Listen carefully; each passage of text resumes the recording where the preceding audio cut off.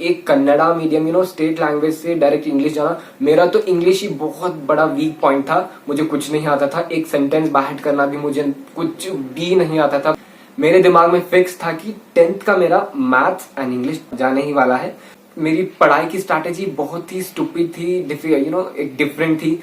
मुझे डर लगने लगा था कि अब मेरा 12th में फेल ही होने वाला है, तो मैं बहुत डर। रिजल्ट आता है 12th का, रिजल्ट आता है तो मैंने सर्च किया, 30 सेकेंड के लिए अपनी आंख को बंद कर दिया। उसके बाद थोड़ा रिलैक्स किया तो आंखें खोल कर देखा, तो नीचे स्क्रॉल करके देखा तो when they asked me to introduce myself I couldn't able to speak. Hey guys, welcome back to my channel. आज मैं आपको मेरी स्ट्रगलिंग जर्नी के बारे में बताने वाला हूँ, जो मैंने हाई स्कूल से लेकर ग्रेजुएशन तक कैसे स्ट्रगल की। एक 50-60 स्कोर करने वाला लड़का 90 तक ग्रेजुएशन में स्कोर किया। मेरा ग्राफ ग्रेजुअली रैपिडली इंक्रीज हुआ। उस जर्नी के बारे में मैं आज आपके साथ बात करने वाला हूँ, ताकि हर एक जर्नी, हर एक के पास एक जर्नी होती है। मेरे पास भी एक जर्नी है। उस जर्नी में हर एक के पास एक टर्निंग पॉइंट होता है। उस टर्निंग पॉइंट के बारे में मैं आज आपको बताने वाला हूँ कि वो टर्निंग पॉइंट कौन सा था मेरी लाइफ का, जो मुझे इतना सारा चेंजेस दिया। तो वो था 12th में। मैं आपको बताऊंगा जब मैं जर्नी के बारे में, फर्स्ट 10th के बारे में बताऊंगा, जब बाद में इंटरमीडिएट, बाद में ग्रेजुएशन के बारे में बताऊंगा। उससे पहले आप बता दूं कि आपको इस जर्नी में मेरे ट्रिक्स एंड टिप्स के बारे में आपको जानने को मिलेगा कि मैंने क्या क्या किया और कैसे कैसे किया। So please be there till the end. So let's get started guys. पहले आते हैं 10th के बारे में। जब मैं 10th में था, तो उसके पहले थोड़ा बता देता हूँ। जब मैं 9th में था, before entering into the 10th, जब मैं 9th में था ना, तो मैंने सोचा था कि मेरे दिमाग में फिक्स था कि 10th का मेरा मैथ्स एंड इंग्लिश जाने ही वाला है, तो मतलब फेल होने ही वाला है। तो मेरे दिमाग में फिक्स हो गया था। जब मैं एंटर किया तो 10th में मैंने, मेरी पढ़ाई की स्ट्रैटेजी बहुत ही स्टूपिड थी, एक डिफरेंट थी। बाहेटिंग मारना, आप सभी लोग जानते हैं कि बाहेट मारना। मैं भी ऐसे ही बाहेट मारा करता था 10th में। जब मैं 10th में था तो रैंडमली कोई इंपॉर्टेंट क्वेश्चन उठा लेना, कोई किसी भी चैप्टर से 5 to 6 pages at the end of this, वो नोटबुक होता है ना, उस 5 to 6 पेजेस में इंपॉर्टेंट क्वेश्चंस को, वेरी इंपॉर्टेंट क्वेश्चंस को पढ़ लेना। हर एक सब्जेक्ट के पीछे लिख लेता था 5 to 6 और मैक्सिमम 10 पेजेस, ताकि मेरी मेमोरी पावर बहुत ही लिमिट थी एट द टाइम। थी नहीं, अब नहीं है, थी। कैसे मैंने उसको एक्सपांड किया आपको वो भी बताने वाला हूँ इस वीडियो में। बता दूं कि मैंने वेरी वेरी इंपॉर्टेंट क्वेश्चंस को चूज किया और पढ़ा, तो पता नहीं कि कैसा ही 10th निकल गया और मैंने 10th को क्रैक कर लिया, पास हो गया विद 67.52% के साथ। वही मेरे लिए बहुत बहुत ज्यादा था। बहुत ही हार्ड थी जर्नी। मैंने कुछ पढ़ा नहीं, मुझे पता भी नहीं था। मैं सोचा करता था कि ये 95% बच्चे, ये 97% बच्चे कैसे स्कोर करते हैं यार। मुझे तो सिर्फ 5 to 6 पेजेस नहीं पढ़ने आते, वो एक बुक कैसे पढ़ लेते हैं विद इन 1 day 2 day। मुझे ये पता चला कि ट्रिक्स कैसे होता है, मैं आपको बताने वाला हूँ। मैंने 10th को 67.52% से निकाल लिया और मैंने इंग्लिश भी निकाल लिया और मैथ्स भी निकाल लिया। एट द एंड मैंने मैथ्स को थोड़ा समझना शुरू किया, थोड़ा पता चल गया तो पास कर लिया। इंग्लिश का तो मुझे पता नहीं वो किसने मुझे पास किया है, ताकि मैंने कुछ भी नहीं लिखा था। एक सेंटेंस मुझे बाहर करनी इतनी डिफिकल्ट होती थी इंग्लिश में, I can not tell you, इतना डिफिकल्ट होता था मुझे इंग्लिश में। इतना ही था मेरा 10th की जर्नी। अब आते हैं नेक्स्ट में 12th में एडमिशन में, इंटरमीडिएट में एडमिशन ले ली। हमारे स्टेट में इसको पीयूसी बोलते हैं। मैंने तो 1 to 10th कन्नड़ा मीडियम से अपना हाई स्कूल कर लिया था। कन्नड़ा मीडियम अपने स्टेट लैंग्वेज से मैंने किया था। अब बारी आई मुझे इंटरमीडिएट की। मुझे तो इंग्लिश ही था वहां पे, कन्नड़ा कुछ नहीं था। मुझे साइंस में जाना था, क्योंकि मेरी सिस्टर साइंस की थी तो मुझे भी साइंस ही करना था, इसीलिए वैसा कुछ नहीं था। तो साइंस में एंट्री ले ली, PCMB करके मैंने एंट्री ले लिया। वो भी पता नहीं था बायोलॉजी या कंप्यूटर साइंस लेते हैं, तो PCMB डायरेक्ट कुछ था, तो PCMB ले लिया। जब मैं फर्स्ट ईयर की जर्नी मेरी बहुत ही डिफिकल्ट थी, ताकि एक कन्नड़ा मीडियम स्टेट लैंग्वेज से डायरेक्ट इंग्लिश जाना, मेरा तो इंग्लिश ही बहुत बड़ा वीक पॉइंट था। मुझे कुछ नहीं आता था, एक सेंटेंस बाहर करना भी मुझे कुछ भी नहीं आता था। बता दूं, आप फील कर सकते हैं कुछ नहीं आता था। जब मैंने फर्स्ट क्लास में आया तो मुझे इंट्रोडक्शन देना नहीं आ रहा था, तो मुझे बहुत डर गया था, पाक मेरी हवा निकल गई थी तब।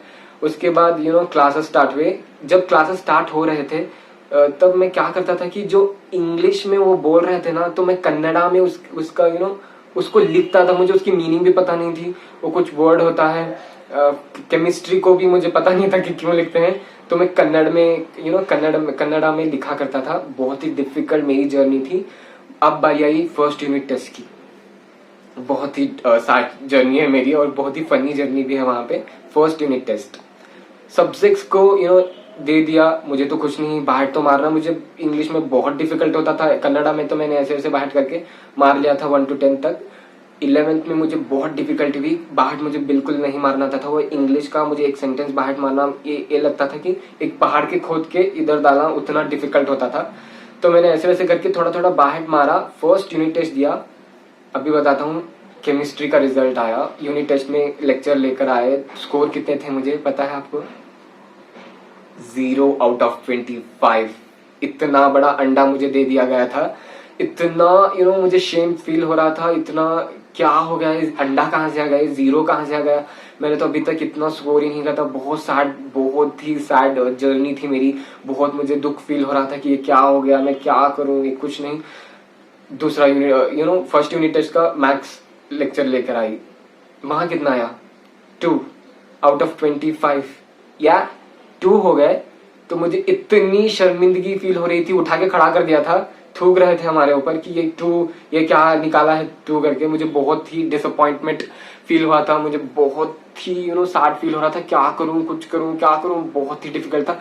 मैंने आपको बताया कि मेरा इंग्लिश बहुत ही वीक था। मुझे पता नहीं कैसे इंग्लिश को पढ़ते हैं एंड ऑल। मुझे इंग्लिश कुछ समझ में ही नहीं आती थी। तो ऐसे वैसे करके मैंने 11th को निकाल लिया। FA1 fail, FA2 fail, FA3 fail, FA4 I think pass हो गया होगा शायद। फाइनल 11th का रिजल्ट आया। 11th को मैंने निकाल लिया बाहर मार के। थोड़ा थोड़ा एक्सपर्ट हो गया था बाहर मारने में, ताकि वही 30-40 मार्क्स आउट ऑफ 100 उतना ही बाहर जस्ट पास का बाहर मैंने अपने आप को किया, उतना किया। 11th का रिजल्ट आया। गया रिजल्ट के दिन देखने के लिए। मुझे था कि डाउट कहीं इंग्लिश ना फेल हो जाए। जाके देखा तो कितना 347 और 357 और 344 मेरा स्कोरिंग था। 57 और 58% था। तो मुझे इतना शेमफुल हुआ कि इतना परसेंटेज। मुझे डर लगने लगा था कि अब मेरा 12th में फेल ही होने वाला है। तो मैं बहुत डर गया था। बहुत सैड मोमेंट भी था कि दूसरे बच्चे वहां 90-92% स्कोर कर रहे हैं। 88, 83, 84, 80, 75। मेरा तो सिर्फ 58% था। तो मुझे बहुत शर्मिंदगी फेस करनी पड़ी। बाद में 12th में आया। यही पे मेरा टर्निंग पॉइंट था। 12th के बीच में हाफ ऑफ द ईयर में टर्निंग पॉइंट था। मैं आपको बताऊंगा कि वो टर्निंग पॉइंट क्या था, कैसे मेरा ग्राफ इंक्रीज हुआ, वहीं पे बताने वाला हूँ। 12th में एंटर किया, वही चल रहा था। मेरा थोड़ा कंसंट्रेशन मैथ्स की ओर खींचा गया। जो मुझे पता ही नहीं था कि वो कैसे मैथ्स की उधर कंसंट्रेशन जो था मैथ्स की ओर खींचा गया। जो मैथ्स को मैं पढ़ रहा था तो अच्छे से मैथ्स को थोड़ा थोड़ा सॉल्व कर रहा था, इंटरेस्ट आ रहा था। मैं कोई सब्जेक्ट दूसरा नहीं पढ़ रहा था, सिर्फ मैथ्स के ऊपर फोकस किया। एक सब्जेक्ट एक टेस्ट दिया गया मेरे, तो आउट ऑफ 4 को 1 और 2 मार्क्स कम आए। तो मुझे बहुत खुशी, बहुत अच्छा लगा। तो मैंने और मैथ्स में इंटरेस्ट फाइंड आउट किया, बेसिक्स को स्ट्रॉन्ग किया मैंने अपने मैथ्स के। तो मैथ्स का बहुत अच्छा वहां पे होने लगा मेरा। मिड टर्म आया। मिड टर्म में क्या हुआ पता है आपको? बता दूं, मिड टर्म जो हाफ ईयर में क्या बोलते हैं, मिड टर्म ही बोलते हैं ना। मिड टर्म एग्जाम आता है, उसको बोलते हैं हाफ, एक ईयर के हाफ में देते हैं एग्जाम। तो वो एग्जाम आया। तो मैंने एग्जाम को लिखा। मेरा मैथ्स में 97 और 98 आउट ऑफ 100 आया था। तो मुझे बहुत खुशी। दूसरे सब्जेक्ट में मैंने ऐसे ही बैलेंस किया कि 60-70 थोड़ा बाहर मार के गिर के मैंने एक, वही पे मेरा टर्निंग पॉइंट था। मैंने बैठ के सोचा कि मैं मैथ्स में आउट ऑफ 4 लेने की कैपेसिटी है, कि मैं क्यों अदर सब्जेक्ट में आउट ऑफ 4 नहीं ले सकता हूँ। मैंने उस दिमाग को पहले सोचा, उसको मेरे दिमाग में स्ट्राइक किया, क्यों नहीं हो सकता है। मैंने अपने आप को क्वेश्चन किया, इसके बारे में सोचा कि क्या कर सकता हूँ मैं, क्या कर सकता हूँ। तो मुझे पता चला कि मैं मैथ्स में आउट ऑफ 4 ले रहा हूँ, तो अदर सब्जेक्ट क्यों पॉसिबल नहीं है। क्योंकि मैं एक आउट ऑफ आउट स्टूडेंट ही हूँ वहां पे, दूसरा फेलिंग स्टूडेंट दूसरे सब्जेक्ट्स में। तो मैंने सोचा जो मेरी पढ़ने की स्ट्रैटेजी थी ना, मैंने उसको कंप्लीटली टर्न ओवर कर दिया, फ्लिप कर दिया, बदल दी। जो मैं बाहट मारता था तो थियोरिटिकल सब्जेक्ट थे, तो बाहटिंग नेचर था ना, मैंने उसको एक दिन बैठकर बदला। मैंने क्या किया, एक सब्जेक्ट थ्योरी सब्जेक्ट लिया बायोलॉजी। फर्स्ट चैप्टर को मैंने अंडरस्टैंड की, उससे पहले मैंने 15 to 20 डेज इंग्लिश पे थोड़ा वर्कआउट किया ताकि मुझे थोड़ा समझ आ सके, इज और दैट बट कुछ कुछ था ना, इसीलिए वो इज वट, इसमें वॉट व्हेन वाई उसका भी मुझे नॉलेज नहीं था, तभी मैंने उसके ऊपर फोकस किया। 15 to 20 डेज में थोड़ा इंग्लिश मैंने अपने आप को अपनी इंग्लिश को इम्प्रूव किया। उसके बाद मैंने एक सब्जेक्ट को लिया बायोलॉजी, फर्स्ट चैप्टर लिया। फर्स्ट चैप्टर में समझने की कोशिश की, जितना मुझसे हो सकता था मैंने उतना समझा। समझने के बाद मैंने एक चैप्टर को कंप्लीटली समझ के पढ़ा, मुझे बहुत ही खुशी हुई उस टाइम पर। उस पढ़ने के बाद द एंड क्वेश्चंस होते हैं चैप्टर के एंड में, उसको मैंने आंसर करना शुरू किया। आंसर करना शुरू करने के बाद मुझे बहुत अच्छा लगा कि मैंने आंसर देना हाथ लगाया।